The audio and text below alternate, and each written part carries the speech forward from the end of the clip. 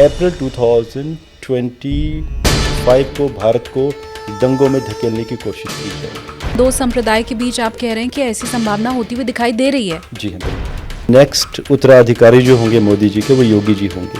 Share market का prediction भी ज्योतिष से होता है। अब क्या होने वाला है? 22 मार्च से लेकर 15 अप्रैल के बीच में मार्केट फिर करेक्ट होने वाली है। धमाका भी होगा। गोल्ड 2025 में 1 लाख टच करेगा।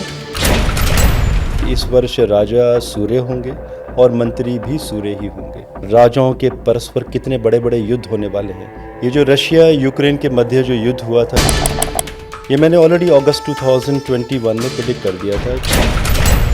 बहुत डरावना है। आप कह रहे हैं ये अभी कंटिन्यू होगी? ये ट्रेलर भी नहीं है अभी, यही तो है वो थर्ड वर्ल्ड वार जहाँ से शुरू होगी। बट मैं फ्यूचर का एटलीस्ट सुनना चाह रही थी। फ्यूचर में तो देखिए अभी नए युद्ध शुरू होंगे। मोदी जी से गुहार लगाएंगे दुनिया के बड़े बड़े देश कि आप आइए और हमें बचाइए। भारत तो कहीं फंसता नहीं दिखाई दे रहा है। भारत युद्ध करेगा 26 सितंबर 2026 के बाद। नमस्ते एवरीवन, अपनी कुर्सी की पेटी बांध लीजिए क्योंकि आप देखना शुरू कर चुके हैं टेक ऑफ विद एसकेटी यानी कि मैं शालिनी कपूर तिवारी। नया साल शुरू हो चुका है, लेकिन वो अंग्रेजी नववर्ष था।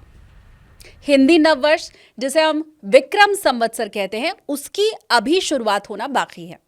अच्छा, आपने सुना होगा कि नए साल की शुरुआत हिंदी वाली जब होती है तो हम कहते हैं कि भाई इस साल का राजा ये है, मंत्री ये है। तो वो क्या होता है? क्यों इंग्लिश न्यू ईयर में ये नहीं होता है? और अगर कोई राजा और मंत्री है इस नए साल का, तो उसका कुछ असर भी होगा क्या? अच्छा, एक चीज जो हर बदलते साल के साथ हम सभी को चाहिए होती है, वो होता है पैसा। और पैसा कमाने का जरिया और इन्वेस्टमेंट का सबसे अच्छा तरीका आज के समय में शेयर मार्केट। लेकिन उसके बारे में बताने वाले या प्रेडिक्शन करने वाले बहुत कम लोग अभी फिलहाल हमारे बीच में मौजूद हैं। लेकिन आज मेरे साथ स्टूडियो में ऐसे गेस्ट जरूर हैं, तो आप लोगों का परिचय मैं करवाती हूँ और बोर्डिंग पास भी इसी के साथ देती हूँ।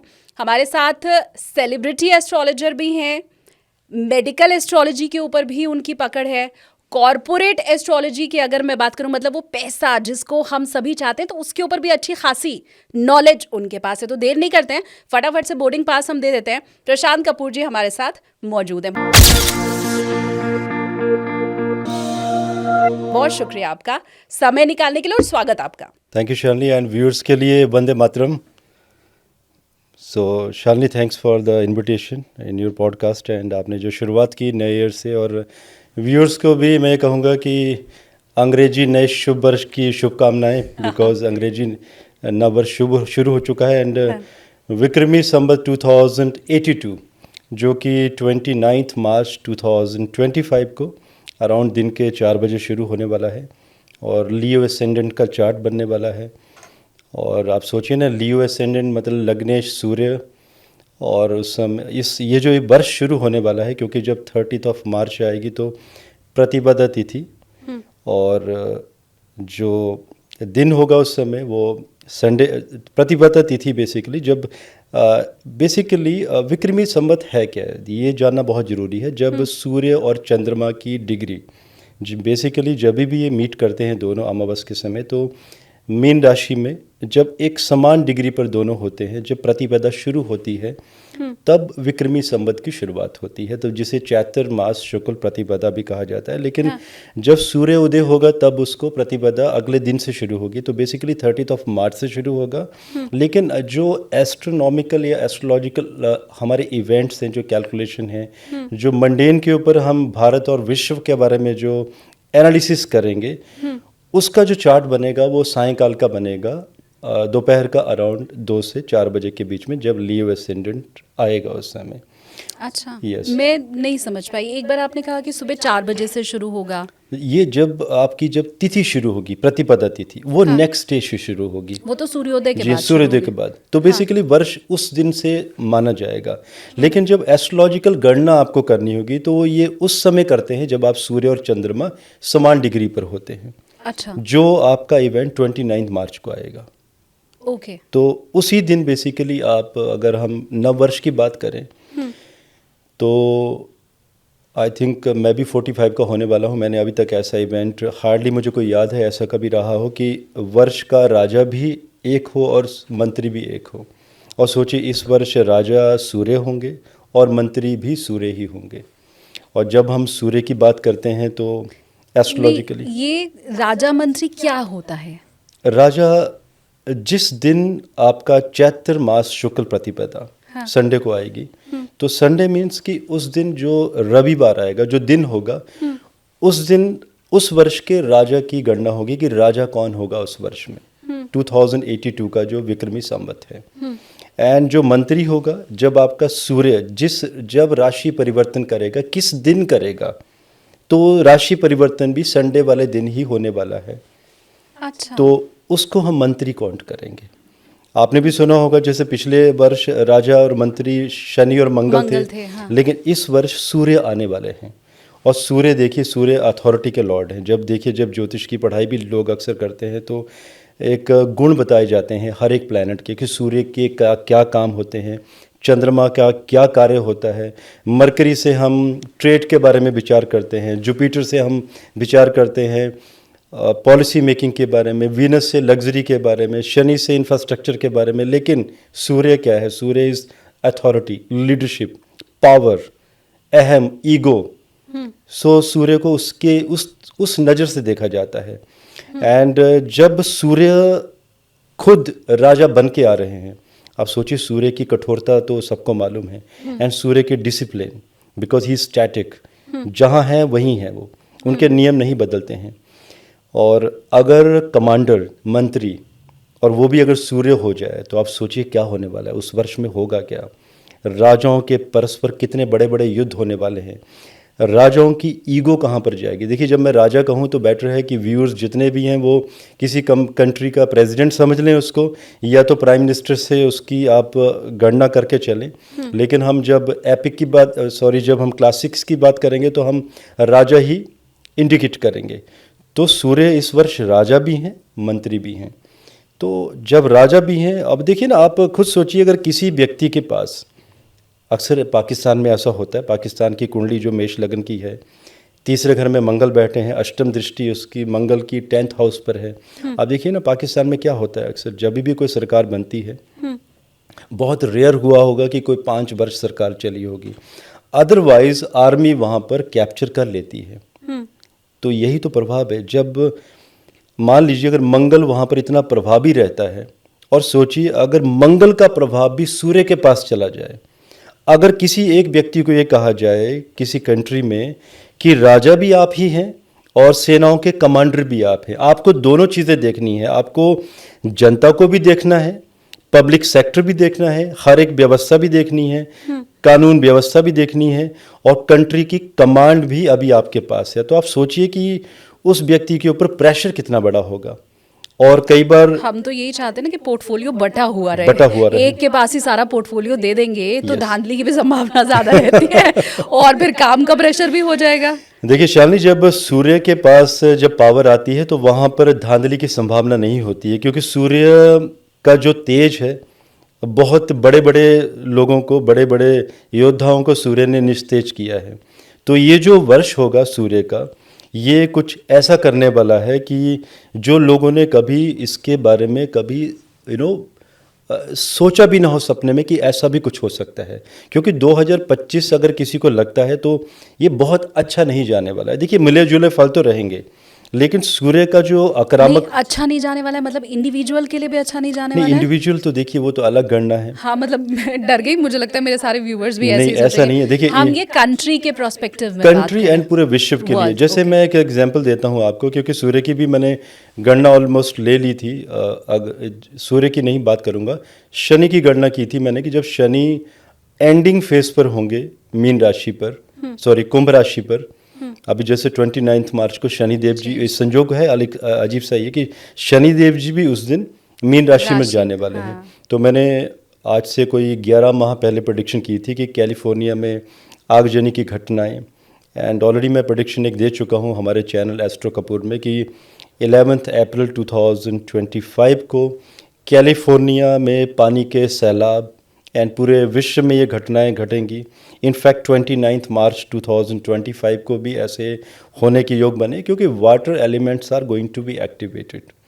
और जितने भी एनवायरमेंटलिस्ट हैं उन्हें मालूम भी नहीं चलेगा कि अचानक सुनामी जैसी घटना भी हो सकती है। अचानक ही उन्हें कुछ आवर्स पहले ही इंडिकेशंस दिखाई देंगे कि समुद्री तूफान उठने शुरू हो गए हैं।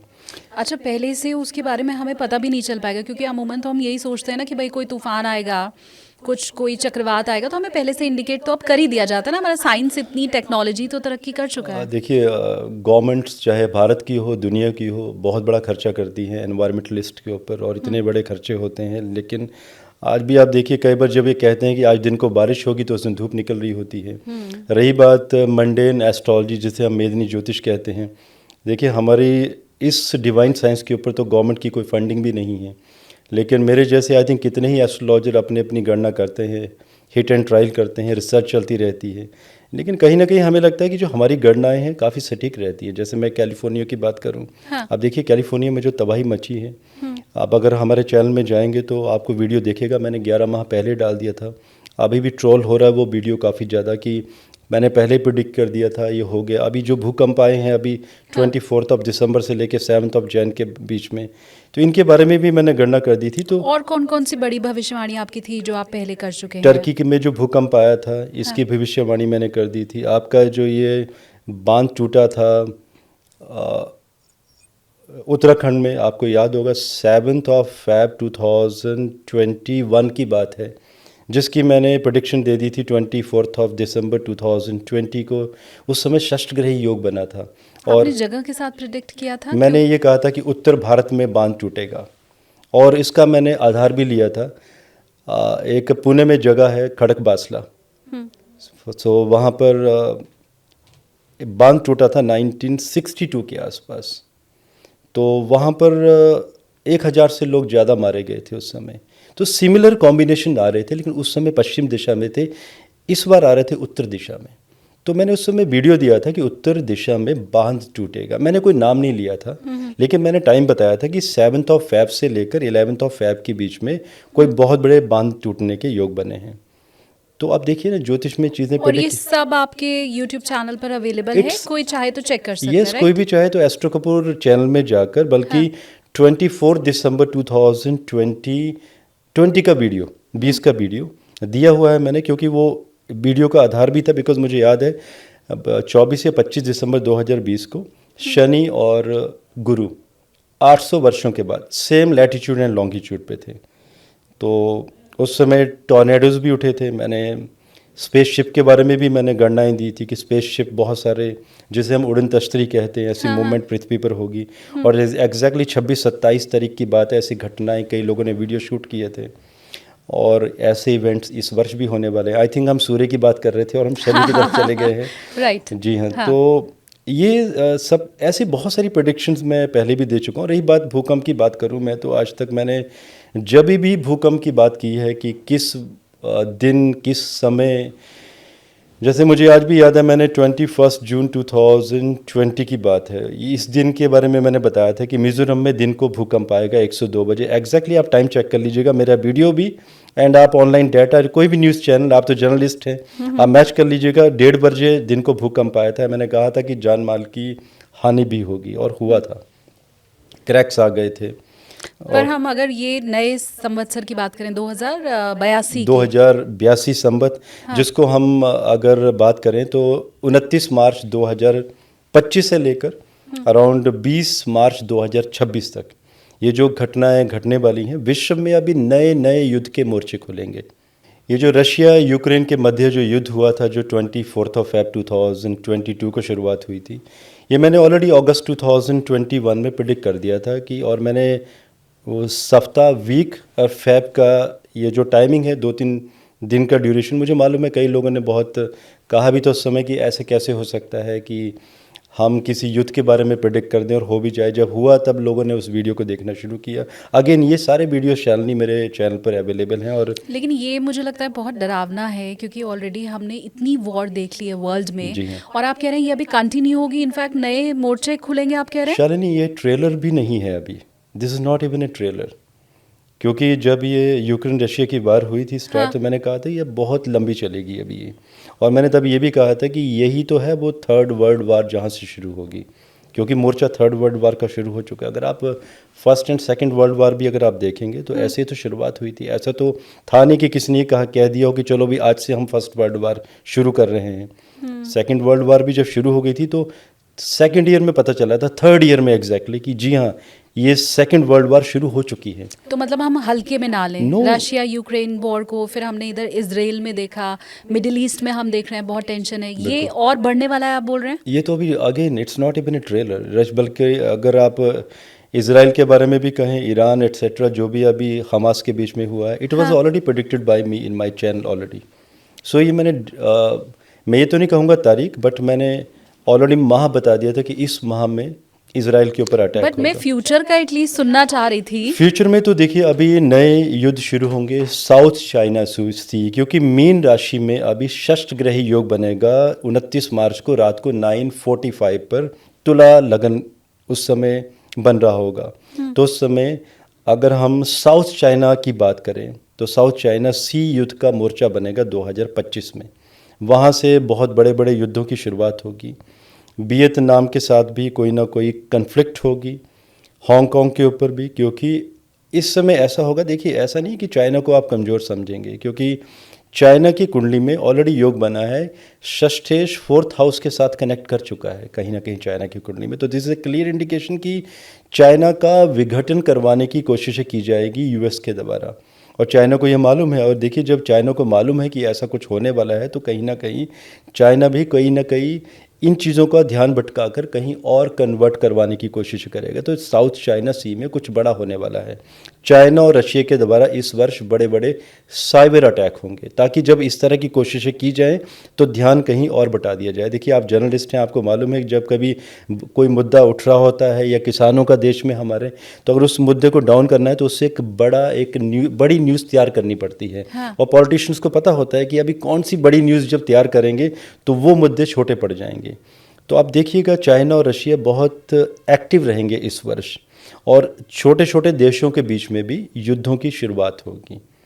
ओके। जी भारत तो कहीं नहीं दिखाई दे रहा दूर दूर तक, क्योंकि जब आप चाइना का नाम लेते हैं तो हर भारतीय ये सोचता है ना कि जो हमारा तो सबसे बड़ा दुश्मन वो ही है, तो उसमें भारत तो कहीं फंसता नहीं दिखाई दे रहा है। भारत युद्ध करेगा 26 सितंबर 2026 के बाद, जब भारत की मंगल की महादशा शुरू होगी, और निस्संदेह भारत युद्ध करेगा। और ये वो भारत नहीं होगा उस समय जब आज हम कहते हैं कि नहीं कोई हम पर अटैक करेगा तब हम सोचेंगे, तब हम आपको रिप्लाई करेंगे। लेकिन आपने अभी देखा भी होगा 10-11 वर्षों से जो सरकार चल रही है ये घुस के भी मारती है। अब हम वो भारत बन गए हैं। अभी हम इंतज़ार नहीं करेंगे कि कोई हमारे ऊपर पत्थर फेंकेगा तो हम 10 फेंकेंगे। इस बार अटैक सबसे पहले हम ही करेंगे।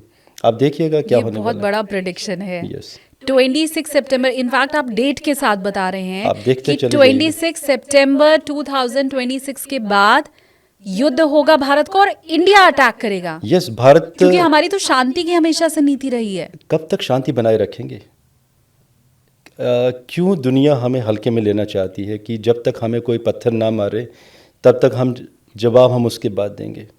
ये बेटर है कि अगर पाकिस्तान के भी लोग, क्योंकि मुझे तो बहुत सारे आईएएस, बहुत सारे आतंकवादी भी ट्रोल करते हैं हमारे चैनल पे, कई लोगों के कई तरह के मैसेजेस आते हैं, तो वो भी सुन रहे हो, तो मेरा भी उन लोगों के लिए मैसेज है कि नहीं, अब ऐसा नहीं होगा कि हम इंतज़ार करेंगे कि आप ईंट फेंकेंगे फिर हम पत्थर मारेंगे। जो हमेशा हुआ है कि पाकिस्तान ने 3 बार युद्ध थोपा है हमारे ऊपर, 3 बार खाई है, और ईस्ट पाकिस्तान को भी हमने अलग करवाकर बांग्लादेश हम ही ने बनवाया है, और बांग्लादेश के भी 3 टुकड़े अभी हम ही करवाने वाले हैं। आप देखते जाइएगा। एक भूटान को भी हम ही ने संभाल के रखा है, छोटी सी स्टेट, पीस स्टेट है, शांति वाले लोग हैं, भारत का संरक्षण प्राप्त है भूटान के ऊपर। तो ऐसे ही क्यों नहीं, आपको क्या लगता लेकिन है? इससे हमारी जो इकोनॉमी है उस पर कोई असर पड़े, या आपको भारत का भविष्य आगे कुछ डामाडोल दिखाई दे रहा हो? क्योंकि कहते हैं युद्ध कभी भी बेहतर नहीं होता किसी के लिए भी, और फिर आप तो कह रहे हैं कि भारत शुरुआत भी इस बार कर सकता है जो उसके पहले हमने कभी नहीं देखी। नहीं, मैंने तो एक ये तो नहीं कहा। तारीख के साथ प्रिडिक्शन ये बहुत बड़ा है, फिर उसके बाद दूसरी आपकी ये भविष्यवाणी कि अगर प्रोवोक करेंगे तो पहला अटैक भी हम कर सकते हैं। ये सब बहुत बड़ी भविष्यवाणियां हैं। मैंने ये नहीं कहा कि कर सकते, मैंने कहा होगा, हम करेंगे। देखिए 100%। शालिनी, देखिए जब भी मैं मंडेन करता हूँ मेदनी ज्योतिष, या जब मैं एस्ट्रोलॉजिकल प्रेडिक्शन भी लोगों को देता हूँ किसी भी तरह का, health, wealth, peace, finance, foreign travel, शादी के बारे में जितनी भी गणनाएं देता हूँ मैं पर्सनल प्रेडिक्शन, तो मैं कभी भी कैन, कुड, शैल, बिल में बात नहीं करता हूँ, सॉरी कैन, कुड में बात नहीं करता हूँ। मैं हमेशा ये कहता हूँ कि इट विल। मैं ये नहीं कहता हूँ कि आई एम 100% करेक्ट। देखिए 1-2% कहीं ना कहीं मैं भी चूकता हूँ, लेकिन देखिए उसमें कौन नहीं चूकता है। डॉक्टर लोग भी जब ऑपरेशन होता है ऑपरेशन थिएटर में तो लिखवा के ले लेते हैं कि नहीं हमारी गारंटी नहीं है अगर ऑपरेशन टेबल में कुछ हुआ। तो देखिए 98-99% की मंडेन में मेरी एक्यूरेसी हमेशा रही है। रही बात पर्सनल प्रेडिक्शंस की, जिन लोगों की कुंडलियाँ देखता हूँ वहाँ पर 100% की एक्यूरेसी रहती है, बिकॉज वहाँ पे आपके पास प्रॉपर टाइमिंग होती है जातक की। When you have a proper timing और उसका प्रॉपर चार्ट है तो you can give 100% accuracy. But जब मंडेन में क्या होता है, कुछ देशों की कुंडलियाँ जिनमें कई बार 2-4 मिनट, 5 मिनट, कई बार कुछ बार कन्फ्लिक्ट होती है कि चंद्र कुंडली से देखा जाए या लगन कुंडली को ज़्यादा माना जाए, तो वहाँ पर थोड़ी बहुत 1-2% की इनएक्यूरेसी का डिफरेंस रहता है। लेकिन ये बात तय है कि भारत युद्ध थोपेगा, खुद करेगा भारत। और क्योंकि 2026 का जो वर्ष होगा पूरी दुनिया युद्ध के ढेर पर खड़ी होगी। और देखिए 2025 में अभी क्या शुरुआत होने वाली है, आप देखिए तो सही, अभी 29 मार्च आने वाली है, 14 मार्च 2025 को चंद्र ग्रहण है, 29 मार्च को सूर्य ग्रहण है। अब देखिए 14 मार्च के बाद देखिए कैसे युद्ध के मोर्चे शुरू होंगे। छोटी छोटी कंट्रीज बोलेगी नहीं हम भी युद्ध करेंगे, हमें भी फाइट करनी है। अब देखिए जैसे ही सूर्य पावर में आएंगे दुनिया के जितने भी छोटे से छोटे, बड़े से बड़े नेता, देखिए सूर्य का प्रभाव तो आएगा, क्योंकि जब विक्रमी संवत में जब सूर्य ही राजा है, सूर्य ही मंत्री है, तो वो प्रभाव तो दुनिया के हर एक राजा के ऊपर देगा। बचेंगे वो ही जो कूटनीति को समझते होंगे, जैसे हमारे देश के प्रधानमंत्री श्री नरेंद्र मोदी जी, क्योंकि कहीं ना कहीं मान के चलिए कूटनीति समझते हैं, चाणक्य नीति भी समझते हैं, और जहाँ तक मेरी अंडरस्टैंडिंग है वो ज्योतिष भी समझते हैं। क्योंकि जब भी वो कोई मुहूर्त करते हैं, चाहे वो अयोध्या का हो, राम मंदिर का निर्माण हो, तो जब मैं प्लानिटरी कॉम्बिनेशन देखता हूँ तो लगता है कि जी हाँ ये प्रॉपर मुहूर्त पे किया गया है। बड़ा बवाल हुआ था उस मुहूर्त के ऊपर। अच्छे लोगों ने कहा था कि ये तो है ही नहीं प्राण प्रतिष्ठा का मुहूर्त। No, that was the perfect मुहूर्त बेसिकली उस समय, क्योंकि विष्णु नहीं, योग आपको भी, याद है ना ये बात कि उस मुहूर्त के ऊपर कितना बवाल हुआ था देश में? मुझे मालूम है। बड़े बड़े लोगों ने उसके ऊपर उंगली उठाई थी। देखिए वो तो करेंगे ही लोग, क्योंकि देखिए जब भी देश की बात आती है, कुछ बड़ा होने जाता है, तो आप, क्योंकि कुछ ऐसे भी बुद्धिजीवी कहूँगा लोगों को मैं, कुछ लोग नहीं चाहते कि हमारा देश आगे बढ़े। क्योंकि आज भी देखिए बाहर की जितनी भी यूरोपियन एंड वेस्टर्न कंट्रीज़ हैं, कितना भी कहें कि भारत में डेवलपमेंट हो रही है, कहीं ना कहीं अंदर से समस्या बहुत ज़्यादा लोगों को है। नहीं देखना चाहते लोग भारत को ग्रो होता हुआ।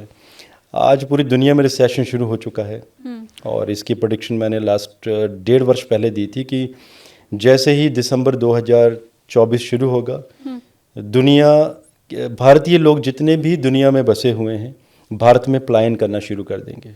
और देखिए कनाडा में पीछे क्या हुआ। मैं हालांकि ये रिसेशन, इकोनॉमी, ये अभी थोड़ा आगे अगले पार्ट जी में हाँ, मैं यस, करूंगी। बिल्कुल। तो हम अभी चूंकि देश की भविष्यवाणी आप कर रहे हैं, तो मतलब मैं तो बहुत क्यूरियस हूँ। एक वो युद्ध वाली बात तो मैंने जान ली, पर ये जो बाकी बचा हुआ समय है, अब चाहे आप उसको 2025 के हिसाब से बताइए या नए विक्रम संवत्सर के हिसाब से बताइए, तो और क्या क्या आपको दिखाई दे रहा है भारत के लिए? देखिए भारत के लिए ऐसा है कि भारत इस वर्ष युद्ध में कभी भी इन्वॉल्व नहीं होगा, बल्कि दुनिया में जितने भी बड़े बड़े युद्ध होंगे कूटनीतिक तरीके से भारत इसमें, क्योंकि मोदी जी का सूर्य 11th हाउस में गणांत का है, दिग्बली है, काफ़ी दिग्बल प्राप्त है, तो बल्कि मोदी जी से गुहार लगाएंगे दुनिया के बड़े बड़े देश कि आप आइए और हमें बचाइए। ठीक है, युद्ध करना भी चाहेंगे, नहीं भी करना चाहेंगे। जैसे ईरान, पीछे आप देखिए जो भी हुआ ईरान और इजराइल के बीच में, कहीं ना कहीं मानिए ये न्यूज़ आज तो नहीं, 10-5 वर्षों 15 वर्षों के बाद आएंगी। कहीं ना कहीं मोदी जी की इन्वॉल्वमेंट जरूर रही होगी, जो ईरान अभी बचा हुआ है। सो रही बात भारत की 2025 की, जो सूर्य ग्रहण का समय है, भारत को भी जो एक होता है ना वी विंग ए विंग, तो जो वी विंग के लोग हैं, आप समझ रहे हैं, मैं नाम नहीं लेना चाहता हूँ, तो कहीं ना कहीं उनकी पूरी कोशिशें हैं कि अप्रैल 2025 को भारत को दंगों में धकेलने की कोशिश की जाए। और ये योग 14 मार्च को अभी शुरू होने वाले हैं। अब ये मेरा मैसेज भी है, ऑलरेडी मैंने इसके ऊपर वीडियो भी दिया था मेरे चैनल में, शॉर्ट में बात की थी मैंने, आज आपके साथ डिटेल में बात हो रही है कि गवर्नमेंट को चाहिए कि बहुत सतर्क रहे, क्योंकि भारत में धर्म और पंथ के लोगों के बीच में कन्फ्लिक्ट करवाने की बहुत बड़ी कोशिशें ऑलरेडी शुरू हो चुकी हैं। और इससे पहले कि कुछ लोग इसमें कामयाब हो जाएं, भारतीय सरकार को चाहिए कि इसके ऊपर पहले कंट्रोल किया जाए एंड अपना जितनी भी एजेंसीज हैं उसके ऊपर बेहतरीन काम होगा, तभी जाके लोग बचेंगे। लेकिन आप ये कह रहे हैं कि ज्योतिषीय गणना ये बता रही है कि मार्च से इसकी शुरुआत हो जाएगी और अप्रैल होते होते तक वो कॉन्फ्लिक्ट होगा। ठीक है, पूरे योग बने हुए हैं, लेकिन देखिए क्या दंगे और इस तरह की संभावना भी बन रही है? बिल्कुल, दंगे, फसाद, घटनाएं, आगजनी की घटनाएं और आग, दो धर्म दो संप्रदाय के बीच आप कह रहे हैं कि ऐसी संभावना होती हुई दिखाई दे रही है। जी हाँ बिल्कुल।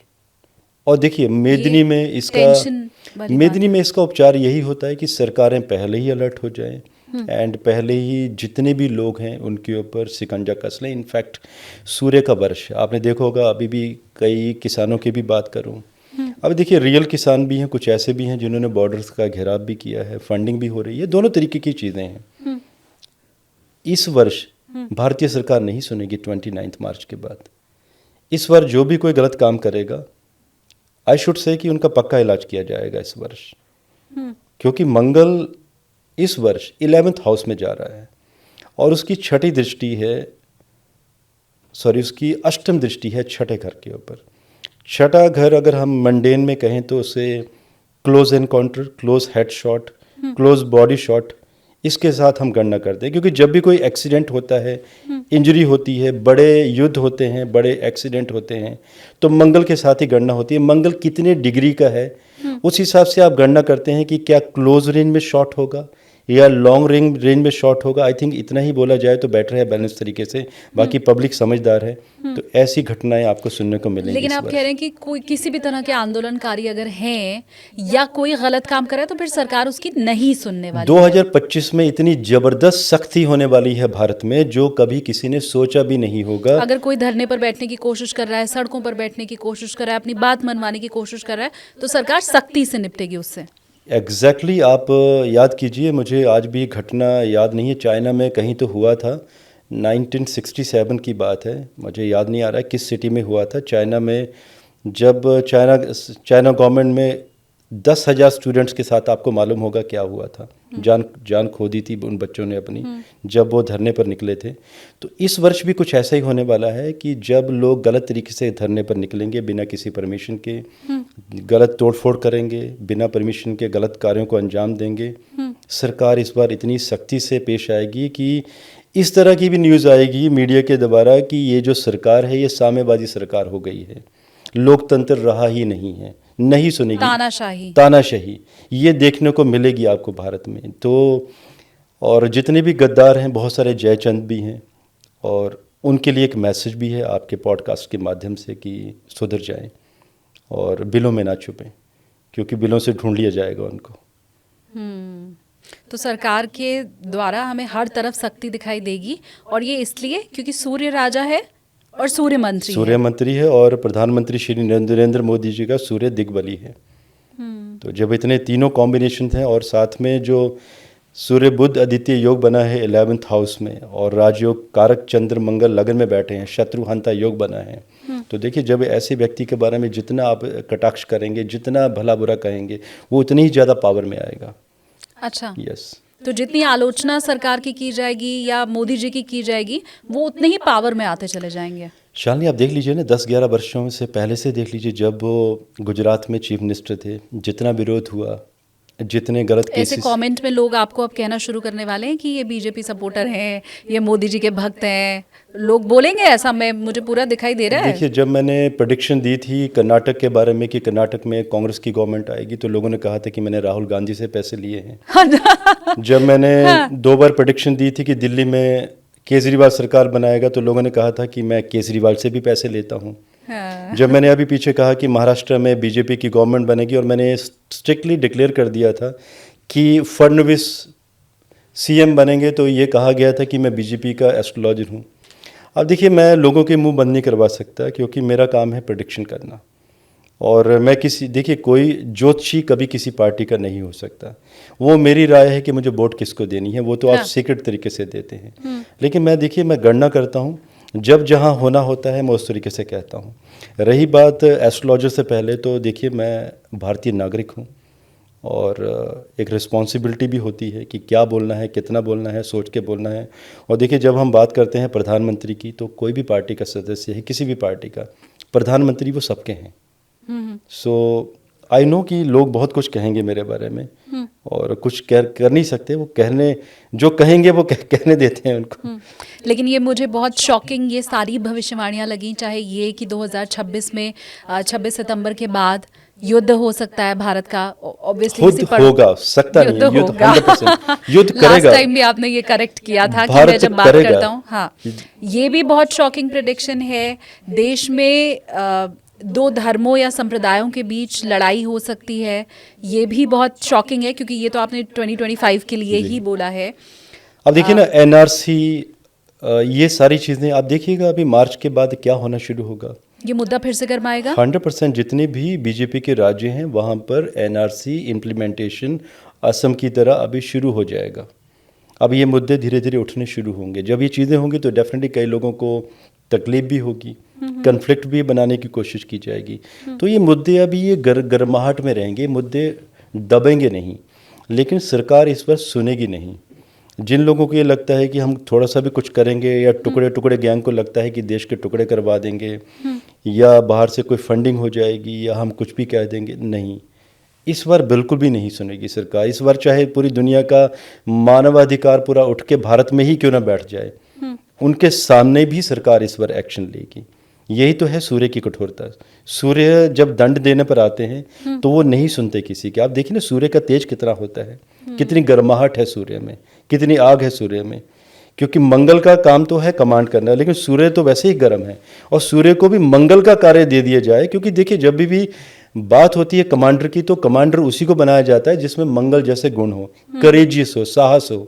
और वो भी रोल अगर सूर्य को ही दे दिया जाए, तो सूर्य तो वैसे ही बहुत डिसिप्लिन है, वो तो सुनता ही नहीं है, वो कूटनीति पर भी नहीं चलता है, वो तो सख्ती पर चलता है वो। हालांकि आपने ये जो राजा मंत्री वाली बात समझाई, मैं अपने व्यूवर्स से भी पूछना चाहती हूँ कि आप में से कितने लोग थे जिन्हें इतना आसानी से ये बात मालूम थी कि भाई जिस दिन नववर्ष की शुरुआत होगी, वो वार जो भी होगा, अगर रविवार है, सोमवार है, मंगल है, तो वो हो गया राजा।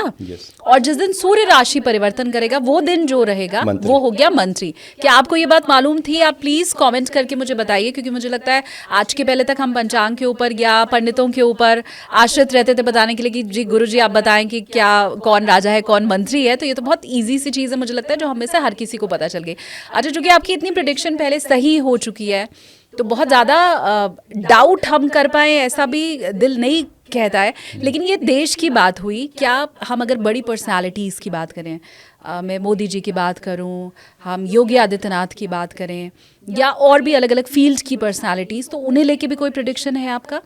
योगी आदित्यनाथ जी के बारे में आई थिंक मैं पहला ज्योतिषी हूँ पूरी दुनिया का जिसने आज से 6 वर्ष पहले प्रेडिक्शन दी थी कि नेक्स्ट उत्तराधिकारी जो होंगे मोदी जी के, वो योगी जी होंगे।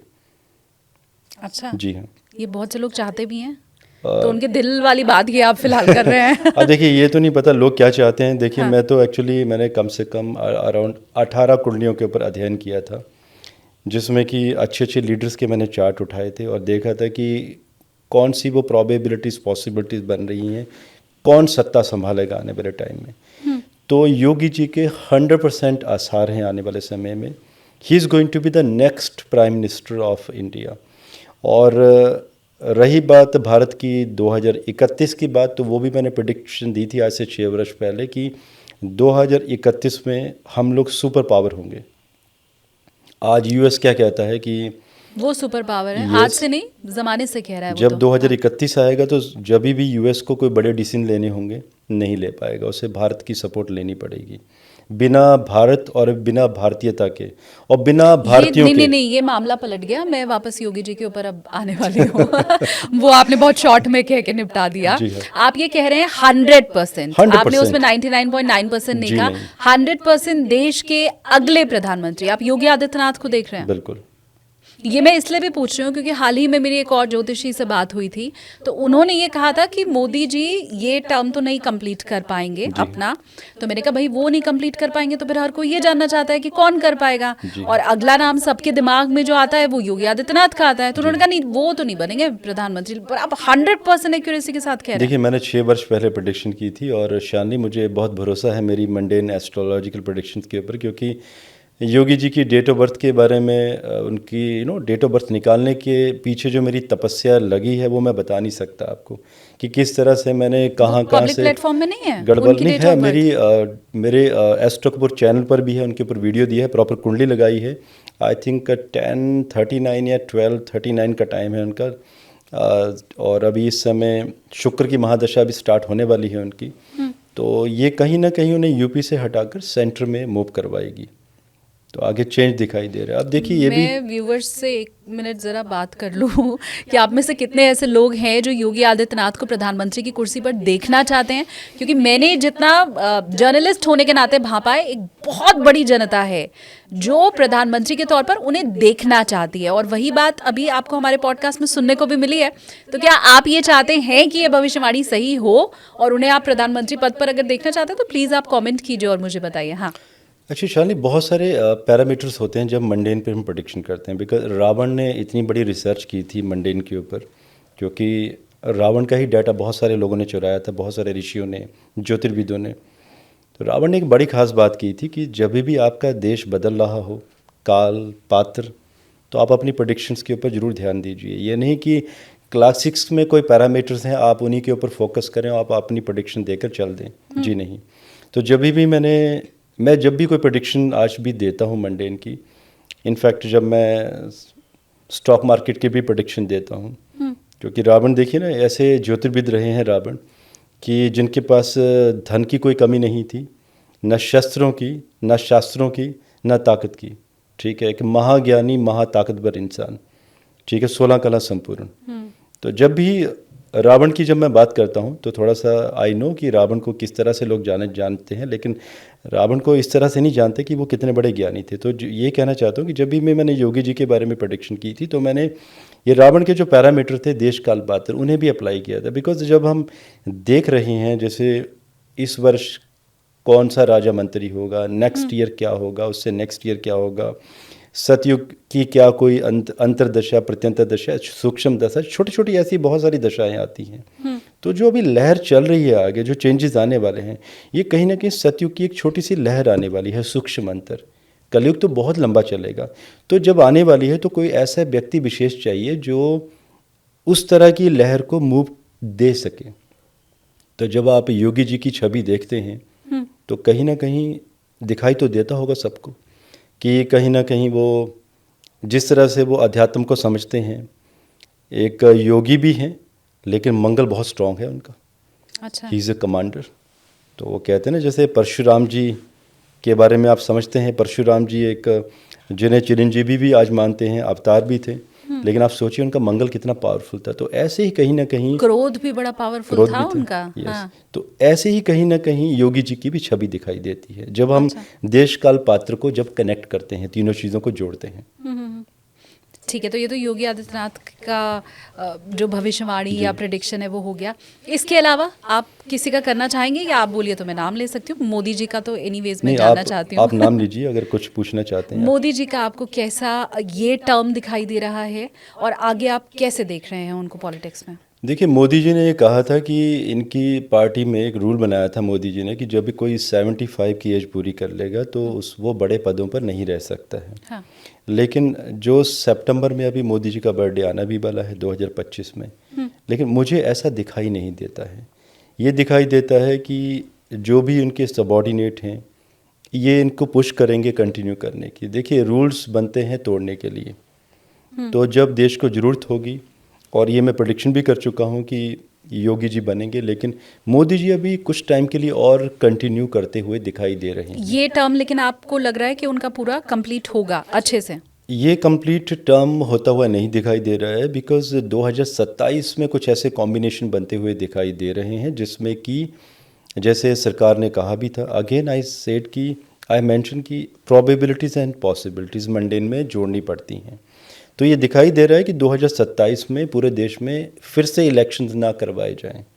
लेकिन इसके लिए मैं ये नहीं कहूँगा जैसे मैंने कहा कि हो ही जाएगा, प्रोबेबिलिटीज़ दिखाई दे रही हैं। ओके। जब इसमें और गणना करूँगा मैं, जब सटीक हो जाऊँगा, कॉन्फिडेंट हो जाऊँगा, तो कभी दोबारा जब आपसे चर्चा होगी हाँ। तो फिर मैं, अगर मुझे लगेगा कि इट्स गोइंग टू हैपन, तो मैं कंफर्मेशन भी जरूर दूंगा। लेकिन अभी प्रोबेबिलिटीज़ दिखाई दे रही हैं कि आगे 2027 के बाद सत्ता में परिवर्तन, मे बी योगी जी को सीट पर बिठाया जाएगा, तो कुछ ऐसे योग दिखाई दे रहे हैं। ठीक है। और अगर हम दूसरे फील्ड की बात करें, हम बॉलीवुड की बात करें, तो किसी के बारे में आप प्रेडिक्शन करना चाहेंगे? बॉलीवुड के बारे में आप पूछेंगे, बिकॉज देखिए बॉलीवुड में बहुत सारे सेलिब्रिटीज़ हैं जिनको मैं ऑलमोस्ट पिछले 25 वर्षों से सर्विसेज भी दे रहा हूँ। लेकिन देखिए मैं एस्ट्रोलॉजर हूँ और मैं सबसे हमेशा ये कहता हूँ कि जब भी आप ज्योतिष का कार्य करें तो you should be very, you should make the privacy of your client. There are few business tycoon of our country, उनको भी मैं सर्विसेज दे रहा हूँ, बट मैं कभी नाम नहीं लेता किसी का भी। आप कोई पूछेंगे तो मैं ज़रूर बताऊंगा। रही बात बॉलीवुड के बारे में, तो देखिए बॉलीवुड के बारे में तो आई थिंक 20 से 25 वीडियोस मैं ऑलरेडी दे चुका हूँ। सुशांत राजपूत जी के मर्डर के बाद जितनी भी घटनाएं हुई हैं वो सारी की सारी मैं प्रेडिक्शन दे चुका हूँ। जैसे जैसे दी हैं मैंने हमारे एस्ट्रो कपूर चैनल पे, वो सारी की सारी घटनाएं वैसे होती गई हैं। अमिताभ बच्चन के लिए कैसा रहेगा साल? ये जो वर्ष है 2025, अष्टमेश उनका पीड़ित है और उनके ऊपर मैंने एक एजुकेशनल सीरीज़ अभी पीछे शुरुआत की थी स्टूडेंट्स को पढ़ाने के लिए। तो अभी भी इंटरेक्टिव पैनल के ऊपर मैं सोच रहा हूँ कि 4-6 घंटे के लंबे लंबे लेक्चर शुरू करने जा रहा हूँ मैं, और वो चीज़ें देने जा रहा हूँ मैं जो आज तक किसी एस्ट्रोलॉजर ने पेड में भी नहीं दी हैं। वो मैं फ्री में देने वाला हूँ अभी कुछ टाइम के बाद, ऑलरेडी शुरुआत कर चुका हूँ। तो उसमें मैंने कहा है कि 2025 थोड़ा सा खराब रहेगा क्योंकि मूनथा उनके अष्टम घर को प्रभावित करने वाली है, तो अष्टमांश कुंडली में भी प्रभावित करने वाली है, तो ये सेहत के लिए समय सही नहीं रहेगा।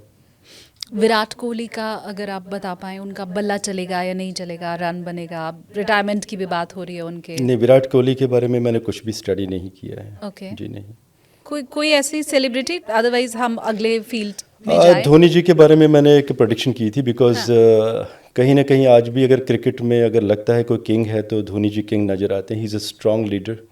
तो मुझे भी लगता है कि कहीं अगर मैं समय अपना स्पेंड करूं कहीं, तो उन कुंडलियों पे कहूं जहां कुछ मुझे अलग नज़र आए। तो इनफैक्ट मैंने विराट कोहली की कुंडली कभी भी नहीं देखी। हाँ, धोनी जी की कुंडली 4-5 बार देख चुका हूँ।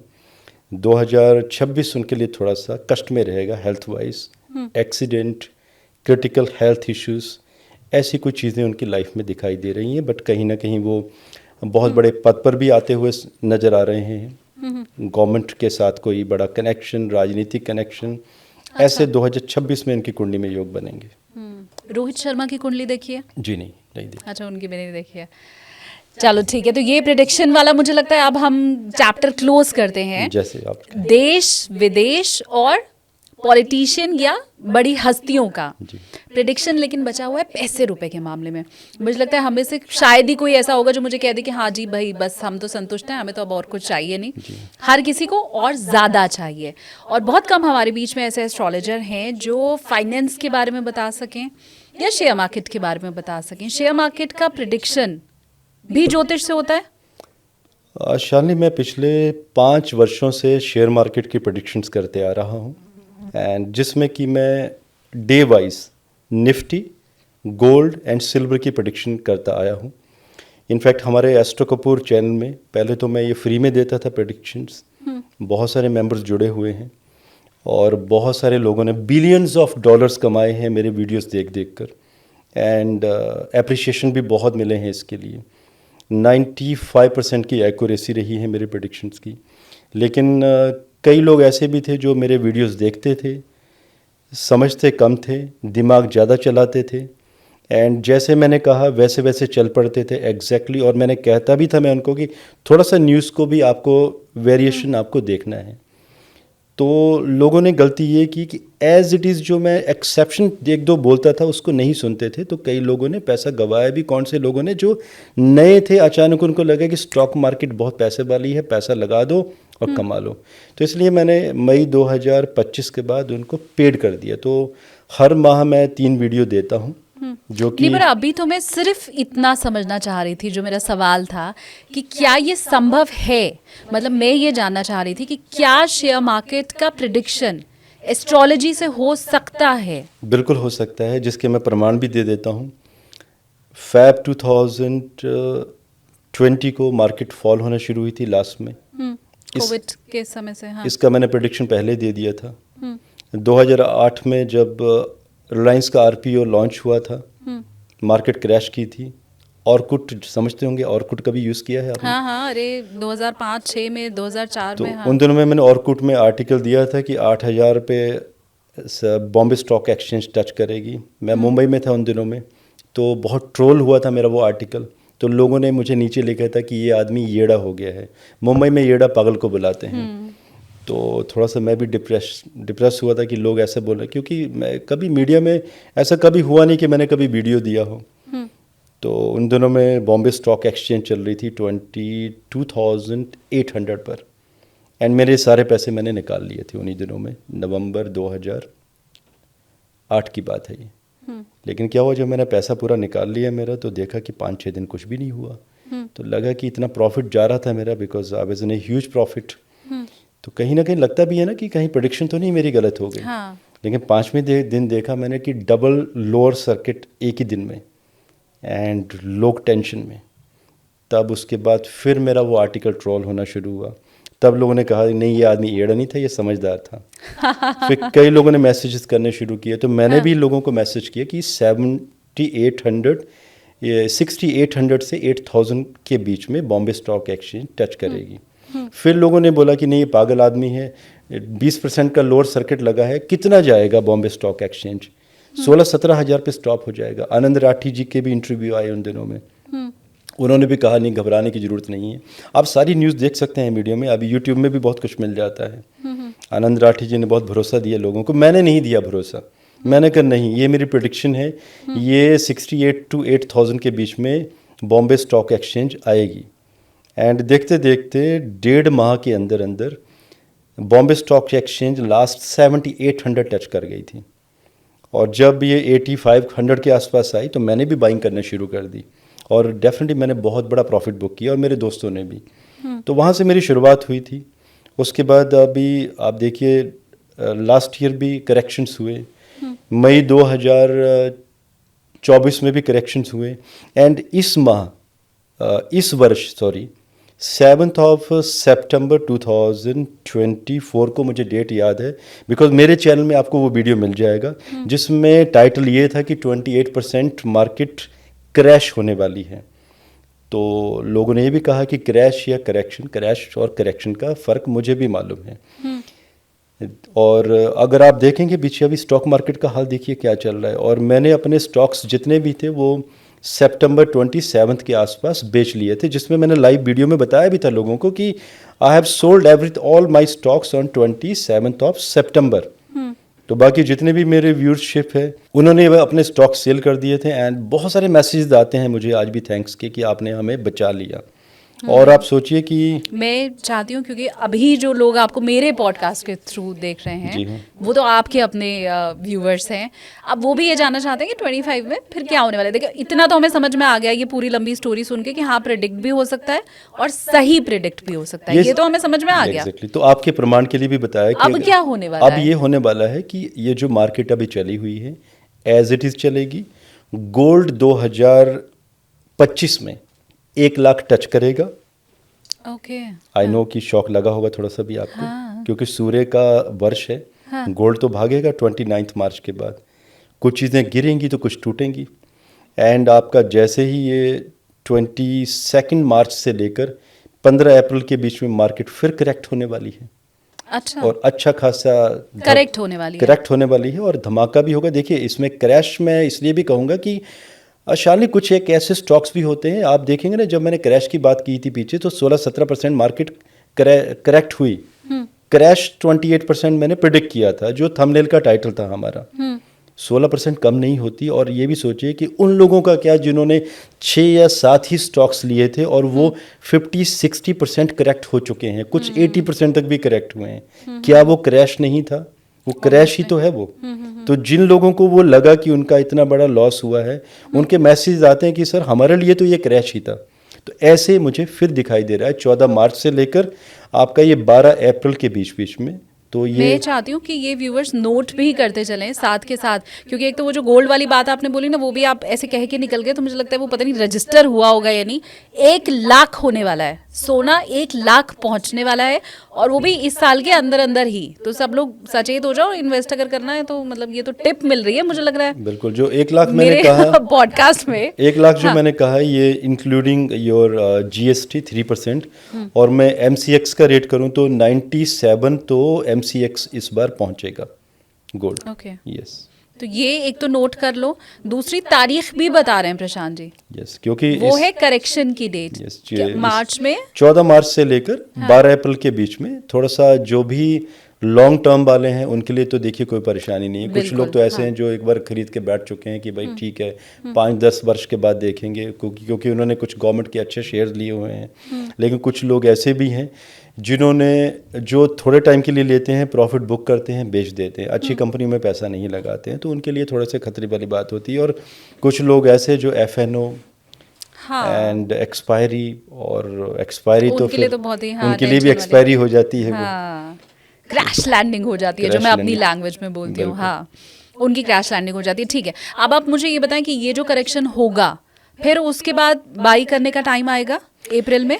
देखिए अप्रैल 12 तक तो मैंने कैलकुलेशंस की हुई हैं कि अप्रैल 12 तक क्या होने वाला है। उसके आगे की कैलकुलेशन मैं अभी करूंगा, क्योंकि शालिनी हमें फिर से बुलाना पड़ेगा। क्योंकि शालिनी बहुत टाइम देना पड़ता है स्टॉक मार्केट के लिए, क्योंकि मुझे एक फाइनेंशियल एस्ट्रोलॉजर के नाम से भी जाना जाता है, बिकॉज बहुत सारे लोग जुड़े हुए हैं मेरे साथ, उनके पोर्टफोलियोज हैं। और मैं तो आगे तक का पूछने वाली थी आपसे, मैं तो कहने वाली थी कि लॉन्ग टर्म इन्वेस्टमेंट अगर करना है, लॉन्ग टर्म इन्वेस्टमेंट करना है तो मैं कुछ सेक्टर बता देता हूँ। इंफ्रास्ट्रक्चर। अच्छा, सेक्टर का अलग से हो सकता है, मैं आती हूँ इसके ऊपर, आप बताइए पहले। ठीक हाँ, है। कौन सेक्टर?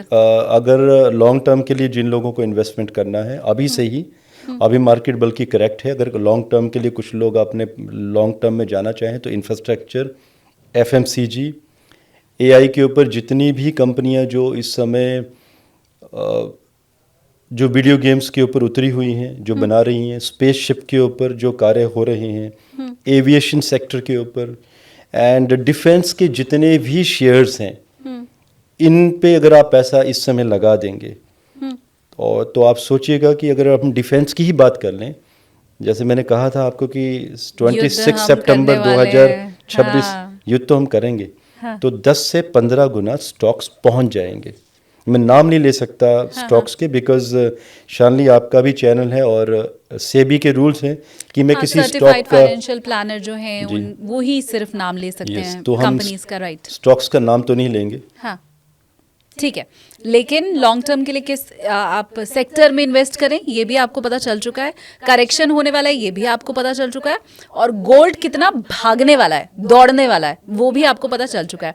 अब मुझे आप ये बताइए, क्योंकि ये बात बीच में निकली, ये अलग अलग सेक्टर का भी आप प्रिडिक्ट कर देते हैं कि इंफ्रास्ट्रक्चर या फिर हेल्थ सेक्टर या सॉफ्टवेयर, या अलग अलग सेक्टर भी कि भाई हाँ ठीक है मार्केट तो अपनी गति से चल रहा है लेकिन ये सॉफ्टवेयर ज़्यादा भागेगा, पावर सेक्टर ज़्यादा भागेगा, ऐसा होता है? बिल्कुल ऐसा होता है, क्योंकि जो आप पावर सेक्टर की बात की आपने, ये भी भागेंगे, सॉफ्टवेयर भी भागेगा इस वर्ष, और साथ में जो भी इंडस्ट्रीज हैं जो वीडियो गेम वगैरह, देखिए जितनी भी इंडस्ट्री लग्जरी से रिलेटेड हैं, क्योंकि जब भी हम वीनस की पोजीशनिंग देख रहे हैं सूर्य विधि कुंडली के द्वारा इस वर्ष में, तो सूर्य विधि कुंडली यही इंडिकेशन दे रही है जब वीनस का कनेक्शन देखा जा रहा है तो कि लग्जरी से रिलेटेड जितनी भी इंडस्ट्रीज हैं वो सब की सब भागेंगी।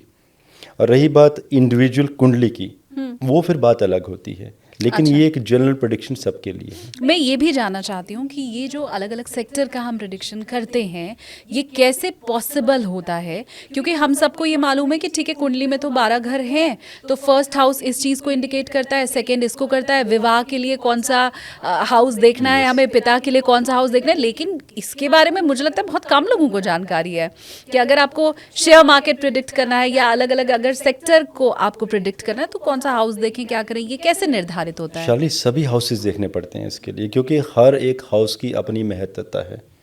अगर आपको इंफ्रास्ट्रक्चर देखना है तो आपको अलग हाउस देखना पड़ेगा। अगर आपको एग्रीकल्चर देखना है मान लीजिए, तो फोर्थ हाउस देखना पड़ेगा कंट्री का आपको, कि आपका एग्रीकल्चर क्या कह रहा है। जैसे एग्रीकल्चर भी मैं बताना भूल गया था व्यूअर्स को, कि एग्रीकल्चर भी इस वर्ष बहुत भागने वाला है। तो इसी तरह से अगर आपको लग्जरियस थिंग्स देखने हैं तो आपको फिफ्थ हाउस से कनेक्शन देखना पड़ेगा। डिफेंस अगर आपको देखना है तो सिक्स्थ और 10th का कनेक्शन होना चाहिए। मंगल के नक्षत्रों का और मंगल का राशि परिवर्तन कहीं ना कहीं आपस में कनेक्शन होने चाहिए, तभी तो डिफेंस भागेगा। तो ये जब वर्ष की कुंडली बनती है किसी भी देश की, तो उस कुंडली से वो प्रेडिक्शंस दी जाती हैं। जैसे भारत की अभी कुंडली बन रही है लियो एसेंडेंट की, तो उसके ऊपर से मैंने ये गणना की है कि 2025-26 मार्च तक ये कौन कौन से सेक्टर्स भागने वाले हैं। और बल्कि यही जो आधार है ये 2026 के लिए भी है। सिर्फ डिफेंस की बात करके चलूँगा, बाकी तो भागेंगे। सबसे ज़्यादा भागेगा 2026 के बाद डिफेंस। और देखिए उसके लिए कोई गणना करने की ज़रूरत नहीं है, मंगल की महादशा आएगी। सिंपल से पैरामीटर हैं, जो ज्योतिष के स्टूडेंट्स भी कोई ये पॉडकास्ट देख रहे होंगे, कहीं ना कहीं वो भी समझ रहे होंगे। अभी वो कनेक्शन भी जोड़ेंगे कि मंगल आने वाला है, मतलब भारत की कुंडली में, और मोदी जी की भी मंगल की महादशा होगी। तो दोनों जगह मंगल मंगल मंगल, मतलब युद्ध तो होगा, पावर में होंगे। और मंगल मीन डिफेंस, डिफेंस से जुड़े हुए जितने भी शेयर्स हैं, बाकी भी बहुत सारी इंडस्ट्रीज हैं, लेकिन मंगल मीन्स डिफेंस, ये उठेगा। और पूरी दुनिया भारत से असला बारूद, युद्धों का सामान सप्लाई डिमांड करेगी उस समय। इंपोर्ट हो उस समय, हमारा एक्सपोर्ट उनके लिए इंपोर्ट होगा।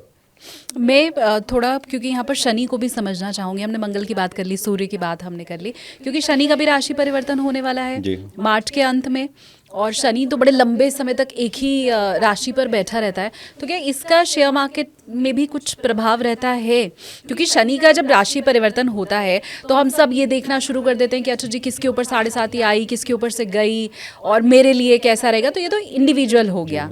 पर शेयर मार्केट के ऊपर भी रहता है प्रभाव? शेयर मार्केट के ऊपर रहता है। अभी देखिए जैसे ही राशि परिवर्तन होगा तो थोड़ा सा, क्योंकि गडांत के हैं, लास्ट मोमेंट में डिग्री बदल रही है उनकी, अब 1 डिग्री पर मूव करना शुरू करेंगे। तो शनिदेव जी स्लो होंगे, वहाँ पे मूवमेंट बहुत स्लो होगी। गति का भी एक महत्व रहता है कि स्लो गति, अतिचारी गति। तो इस समय तो जो ट्रांजिशन होने वाला है 29 मार्च को, षष्ठग्रही योग, विक्रमी संवत का कनेक्शन, शनिदेव जी उसी टाइम मीन राशि पर, सोचिए नहीं एक इकट्ठा संयोग बन रहा है, सूर्य देव जी के पास दोनों पावर्स। तो उस समय इसलिए थोड़ा सा करेक्शन दिखाई दे रहा है उस समय में। अच्छा, इसके साथ फिर आप मुझे ये भी बताइए कि आपने बता दिया कि शेयर मार्केट कितना ऊंचा होगा या कितना डाउन होगा, आपने बता दिया कि जी ये सेक्टर बढ़ेगा, लेकिन ये सही टिप लेके, सही एक्ट करके कोई भी पैसा बना सकता है या उसके लिए कुंडली में योग होना पड़ेगा? ये मुझे काफ़ी डिटेल में बताना पड़ेगा। हाँ। तो इसको हम ऐसे शुरू करते हैं। देखिए पहले तो शालिनी, आपकी कुंडली में योग होने चाहिए कि क्या आप स्टॉक मार्केट में पैसा कमा भी सकते हैं या नहीं कमा सकते हैं।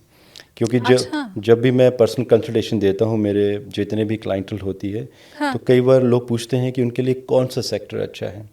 तो किसी के लिए गोल्ड अच्छा रहता है उनकी कुंडली में, कईयों के लिए सिल्वर, किसी के लिए एफएनओ, किसी के लिए स्विंग ट्रेडिंग, किसी के लिए पोजीशन लेना। तो वो मैं कुंडली के हिसाब से बता देता हूँ। किसी के लिए शेयर मार्केट है ही नहीं, ऐसा भी नहीं, किसी कुछ ऐसे भी होते हैं जिनको स्ट्रिक्टली मना कर देता हूँ मैं कि मत लीजिए, स्टॉक्स में मत जाइए, निफ्टी में या शेयर मार्केट में मत जाइए, या कुछ थोड़ा सा लेना है। क्योंकि ऐसा नहीं कि किसी के लिए नहीं, कुछ है जिनके लिए मैं मना कर देता हूँ, उनके लिए कुछ हमारी स्पेशल सर्विसेज भी होती हैं एस्ट्रो कपूर हमारी ऑर्गेनाइजेशन में। उसके कमर्शियल बहुत हाई हैं, उसके लिए कुंडली डिटेल में एनालाइज करते हैं हम लोग। तो उन लोगों के लिए मैं कुछ 60 to 65 शेयर्स की लिस्ट निकाल कर दे देता हूँ, स्पेसिफिकली उस कुंडली को आधार मानकर कि बस इसी में काम करना है। तो वो शेयर्स की मैं लिस्ट दे देता हूँ 1 वर्ष के लिए, कि आप 1 वर्ष के लिए इन शेयर्स को ले लीजिए, और जिसमें कि वो 10 से 12 गुना बढ़ जाते हैं, इतना प्रॉफिट बुक हो जाता है। बिकॉज 2020 की भी बात करूं तो कई लोगों को मैंने पेनी स्टॉक सजेस्ट किए थे मेरे क्लाइंट्स को। आप सोचिए ना, 58 पैसे का स्टॉक, नाम तो नहीं ले सकता, आज 2800 रुपये पहुंच गया है वो। तो अच्छा। कई ऐसे भी मेरे क्लाइंट थे। ऐसे तो आप अगर बता रहे हो तो फिर इससे तो किसी को भी फायदा होना चाहिए। भाई मैं अगर खरीदूं 50 पैसे का शेयर मैं खरीदूं, और वो 1500 रुपये अगर होना है, तो मेरी कुंडली में योग हो या नहीं हो, फिर तो आएगा ना पैसा। नहीं, देखिए कुंडली में योग हो नहीं हो, कई लोग ऐसे होते हैं पैनिक हो जाते हैं। मैं एक एग्जांपल दे देता हूँ, क्वेश्चन बहुत अच्छा पूछा है शालिनी आपने। मेरे एक दोस्त हैं हिमाचल प्रदेश से, और किसी सरकारी बैंक में आज रीजनल मैनेजर हैं, बैंक का नाम तो नहीं बता सकता हूँ, अगर वो देखेंगे समझ गए होंगे उन्हीं की बात हो रही है। तो मुझे आज भी याद है 2020 में कोविड टाइम के बाद बहुत सारे लोग स्टॉक मार्केट में उन्होंने पोर्टफोलियो ओपन करवाए थे। देखिए लोग घरों में थे, लगा था कि चलो यही कर लेते हैं, और देखिएगा उसके बाद बहुत सारे अकाउंट ओपनिंग हुई थी अराउंड जून 2020 की बात करें तो। हाँ। तो उन्होंने भी अपना एक पोर्टफोलियो स्टार्ट किया और मुझसे सजेशन लिए, दोस्त हैं बताना तो पड़ेगा। तो मैंने उन्हें कुछ पेनी स्टॉक्स की लिस्ट दी, और जब मैंने एक स्टॉक का नाम बताया उन्हें तो ₹1.32 का था वो स्टॉक। तो जब मैंने कहा कि ले लो आप 1 लाख, बोलते कितना, मैंने कहा 1 लाख स्टॉक आप ले लो। अब देखिए 1 लाख स्टॉक लेंगे तो आप 1,32,000 के आएंगे।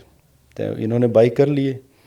स्टॉक टूटते टूटते चला गया वो 42 पैसे पे, and he called me, panic कर दिया उन्होंने मुझे। लेकिन किस्सा इंटरेस्टिंग है, अभी व्यूअर्स हाँ। के लिए भी कनेक्शन होगा कि मैं बोलना क्या चाहता हूँ। हाँ। 42 पैसे का हो गया और शौक में चला गया कि भाई आपने तो मेरे पैसे बर्बाद कर दिए। मैंने 1,32,000 रुपये लगाए थे और वो 42,000। मैंने ये कहा मेरे दोस्त से, मैंने कहा तुम एक काम करो, 2 महीने रुक जाओ और ये आ जाएगा। 2 महीने के बाद 1.5 से 2 रुपये में, 2 महीने तो बहुत दूर की बात है, अपर सर्किट लगना शुरू हो गया और कम से कम वो कोई 25 दिन में ही ऑलमोस्ट 1.5 रुपये में पहुंच गया। और जैसे ही 2 रुपये आया वो स्टॉक, तो उन्होंने अपना वो 70,000 का प्रॉफिट बुक किया। ही सोल्ड ऑल 1 लाख स्टॉक्स। आज उसकी कीमत 2,200 रुपये है। My God. अब आप बताइए मुझे, जब आप कहते हैं कि कोई भी पैसा कमा सकता है, हाँ। क्या मेरे दोस्त एंड वो ऐसे वाले हैं, उनके पास हिमाचल प्रदेश में कभी वो उनकी सत्ता भी है, किसी राजा के एंसेस्ट्रल हैं वो बेसिकली, आगे जो डायनेस्टी संभाल रहे हैं। लग रहा है तो अंदाजा थोड़ा थोड़ा। मतलब मान के चलिए 800 बीघा तो ज़मीन है उनकी। तो क्या वो स्टॉक पोर्टफोलियो संभाल पाए अपना? नहीं संभाल पाए ना। नहीं, जबकि वो इजीली संभाल सकते थे। कुंडली में इतनी सी रकम तो उनके लिए कोई बड़ी बात मैंने नहीं थी। कहा भी, मैंने कहा भाई आपके लिए कोई इशू नहीं है, क्यों देख रहे हो आप पोर्टफोलियो, छोड़ दो, हाँ, भूल मत जाओ। देखो। हाँ। क्योंकि उनको मैंने 14-15 लाख का इन्वेस्टमेंट करवाया था। आज वो कहते भी हैं कि वो 15 लाख का इन्वेस्टमेंट अगर उन्होंने एज इट इज़ रखा होता था तो कम से कम वो 35 CR मिनिमम बन चुका होता था वो आज की डेट में। हाँ। तो आप शालिनी, आप ही से पूछूंगा, क्या उनको स्टॉक मार्केट सूट करती थी? देखिए वही बात होता है, अब होता है ना कि वो मेरे दोस्त थे। अगर मेरा कोई क्लाइंट होता यहाँ पर जो फीस दे के, मेरी कंसल्टेशन दे के, शायद वो मानता आपकी बात। बिकॉज जब हमारा स्टॉक लिस्ट देते हैं तो हमारे कॉमर्शियल्स काफ़ी हाई होते हैं। जब वो कोई बड़ी सी फीस दे के जाता है, जब मैं उसे लिस्ट देता है कि भाई आपकी कुंडली में ये स्टॉक्स बनते हैं, आपने ये लेने हैं, और 1 साल तक, 9 मंथ तक या 10 मंथ तक आपने पोर्टफोलियो को देखना भी नहीं है, मार्केट चाहे नीचे 50% ही गिर जाए। देखिए वो व्यक्ति मेरी बात मानेगा क्योंकि मेरे पर वो ट्रस्ट करता है, मेरी फीस दे के गया है। लेकिन जब दोस्त फीस नहीं दे के जाता है तो उसके लिए वो घर की मुर्गी दाल बराबर। अब ऐसे जितने भी मेरे दोस्त हैं, रिश्तेदार हैं, मैं कभी भी दोस्ती में, रिश्तेदारी में कंसल्टेशन किसी को भी नहीं देता हूँ, ना मेरे नेबर्स को, ना जान पहचान को वालों को। बिकॉज क्या होता है कि people always take you for granted, वो आपकी वैल्यू नहीं रहती है आपकी। बट जब आप प्रॉपर चीज़ें टेक्निकली करते हैं गणना के थ्रू, तो लोग विश्वास ज़्यादा करते हैं। और अभी भी जो आपको देखिएगा, इसी कमेंट के बाद आपको बहुत सारे मैसेज आएंगे मेरे ही क्लाइंट्स के, वो मैसेज करेंगे, आप देखते जाइएगा। जब आपको लोग मैसेज करेंगे, अगर वो सुनेंगे कि उन्होंने 10 लाख लगाए थे और उनके आज 10 करोड़ बन चुके हैं, आप देखिएगा आपको मैसेज मिलेंगे आपके इसी चैनल पर। मैं तो चाहती हूँ कि अगर वाकई ऐसा है, क्योंकि आपके कमेंट से बाकी लोगों को भी इसके ऊपर ट्रस्ट होगा। जैसे मुझे शुरू में ये एक मन में सवाल था कि ये क्या वाकई होता है, क्या प्रेडिक्शन कर भी सकते हैं या नहीं कर सकते हैं। तो अगर आप कमेंट करके हमें ऐसा बताएंगे तो बाकी व्यूवर्स जो देख रहे हैं उन्हें भी इसके ऊपर ट्रस्ट बढ़ेगा। और मैं चाहती हूँ भाई, ये तो हमारी संस्कृति है, हमारी चीज़ है ज्योतिष, तो उस पर लोगों को यकीन भी होना चाहिए और उसका और प्रचार प्रसार भी होना चाहिए अगर वो ठीक है। लेकिन मुझे आप ये बताइए कि एक्यूरेसी कितनी फिर इसकी होती है, या हमें कितनी मान के चलनी चाहिए? देखिए जब इंडिविजुअल कुंडली होती है तो उसका हम 5th हाउस की, शेयर मार्केट के प्रेडिक्शन की कितनी परसेंट एक्यूरेसी होती है? अगर आप बोल रहे हैं कि कल मार्केट चढ़ेगा या कल टूट जाएगा या इस तारीख से क्रैश हो जाएगा, वो एक्यूरेसी कितनी होती है? 90 to 95% की एक्यूरेसी मैंने दी है अभी, एंड ये प्रमाणित है। हर माह मेरे वीडियो आते हैं। इसको 100% बोलते हैं प्रशांत जी? नहीं, मैं 100 तो नहीं कहूँगा, 90 तक कहूँगा मैं, क्योंकि कई बार निफ्टी में ऐसा भी हुआ है कि 600-500 ऊपर नीचे भी रहा है। मेरी गणना, मैंने कहा है कि 24 पहुँचेगा, 24,500। बहुत बीच बीच में मान के चलिए वर्ष में 7 से 8 माह एक्यूरेसी रही है 98% के आसपास, बल्कि पिछले वर्ष जून 2024 में एक्यूरेट रहा था। मैंने जो बोला था वो 100% एक्यूरेट था, निफ्टी जो लेबल दिया था मैंने माह का। लेकिन देखिए, मैं टोटलिटी की बात कर रहा हूँ कि 12 माह में कभी मेरी एक्यूरेसी ऊपर जा रही है, कभी नीचे जा रही है, तो टोटलिटी में 90 to 95 के बीच आती है, 100% तो नहीं कहूँगा। और देखिए शालिनी, अकेला ही काम कर रहा हूँ मैं, अगर मेरे साथ अगर एक टीम जुड़ जाए, एग्जैक्टली पूछना चाह कुछ मैथमेटिशियंस की टीम जुड़ जाए, अभी भी 2 लोग साथ में हैं, मेरे साथ काम कर रहे हैं, लेकिन उन्हें मैंने इसलिए रखा है साथ में, दे आर IITians की जो मुझसे गणना लेते हैं स्टॉक्स लिस्ट की, इंडिविजुअल कुंडली के ऊपर, जिन्हें मैं लिस्ट बना के देता हूँ, तो उसके लिए हम 3 लोगों की टीम है, और एक कुंडली के ऊपर 2 लोगों द्वारा 8 से 10 घंटे काम होता है। उसके ऊपर फिर मेरा रोल आता है एज ए वैलिडेटर, कि मुझे वैलिडेट करना पड़ता है डाटा, ऑडिटिंग, क्योंकि मैं किसी के ऊपर रिलाई नहीं कर सकता। रही बात मंडेन की, मंथली प्रेडिक्शंस की, जो Nifty level up and down होता है, वो तो प्रेडिक्शन 90% है, लेकिन जो मैं पर्सनल कंसल्टेशन किसी को देता हूँ उसकी एक्यूरेसी शालिनी 100% है। उसमें जो मैं जिसको कह देता हूँ कि इस स्टॉक में पैसा कमाओगे, ये नहीं कि मैंने कोई ऐसी लिस्ट बनाई है कि मैं सबको कॉमन दे दूँ, जी नहीं, कुंडली के हिसाब से कि उनका पंचम घर क्या कह रहा है, सर्वाष्टक में स्कोर कितना है, उनके भिनाष्टक में उस दशा, अंतरदशा, प्रत्यंतर दशा में कितने पॉइंट हैं, क्या वो 7 के आसपास हैं या 4 से नीचे चले गए हैं, तो कब उनको एग्जिट करना है मार्केट से, क्योंकि सारस्वती की भी गणना होती है। जैसे 29 मार्च को अब प्रस्तारक वर्ग में अगर पॉइंट आपके टोटल कुंभ राशि, मीन राशि, मेष राशि में अगर टोटलिटी में अगर 12 से नीचे चले जाते हैं 11, प्रस्तारक वर्ग जो ज्योतिष के स्टूडेंट हैं वो समझते हैं, तो आप सोचिए वो सारस्वती परेशान करके जाएगी। कई लोग कहते हैं ना सारस्वती परेशान करेगी तो उनके लिए स्टॉक मार्केट में लॉसेस बुक करके जाएगी कुछ लोगों को। सारस्वती सबको थोड़ी नहीं परेशान करती, कईयों को फायदे देके जाती है। मोदी जी का वृश्चिक लगन है, सारस्वती आई, उनको प्रधानमंत्री बना के चली गई। अच्छा, हम स्टॉक मार्केट में आ जाते हैं नहीं, मैं तो क्योंकि मुझे लगता है मैं जिस सफर की बात करती हूँ ना, तो अब मैं उसमें लैंडिंग की तरफ बढ़ गई हूँ। जी हाँ। मुझे आप ये बताइए, आपकी परमिशन से मेरे व्यूवर्स के लिए मैं ये पूछ रही हूँ कि वो अगर हमें कमेंट सेक्शन में अपने सवाल बताएं, जी हाँ, तो आप अगले पॉडकास्ट में उसका जवाब देंगे? जी हाँ, बिल्कुल दूंगा मैं। वो चाहे हेल्थ से रिलेटेड है या फाइनेंस से रिलेटेड है, और वो अगर उन चीज़ों को समझना चाहें तो आप बताने वाले हैं सबका जवाब? बिल्कुल बता दूंगा। सेशन बहुत लंबा चलेगा, लेकिन आपको मुझे कम से कम 2 से 3 माह का समय भी देना होगा, जरूर। क्योंकि थोड़ा सा बिजी हूँ मैं और चीज़ों में भी। आई एम ए बिजनेसमैन, क्योंकि सिर्फ एस्ट्रोलॉजर ही नहीं हूँ, I am running few businesses also.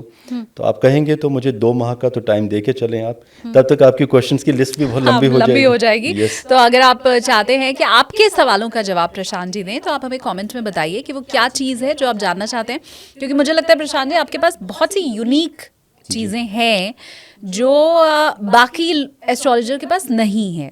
तो वो तो फिर आपसे जानना ही पड़ेगा, वरना तो वो गुप्त ऐसे ही रहती रहेगी। तो इसलिए मैंने ये कमेंट की लोगों से रिक्वेस्ट की है। अब अगली रिक्वेस्ट आप कीजिए मेरे व्यूवर्स से कि वो फटाफट से मुझे सब्सक्राइब करें। आज तक मैंने मेरे चैनल के लिए तो कभी नहीं कहा किसी को कि मुझे सब्सक्राइब करें। हाँ। लेकिन जी हाँ, मैं शालिनी बहुत अच्छा लगा आपसे बात करके, और मैं व्यूअर से ज़रूर कहूँगा कि आपको सब्सक्राइब करें। ठीक है, तो ये एक रिक्वेस्ट मेरी आपसे हुई।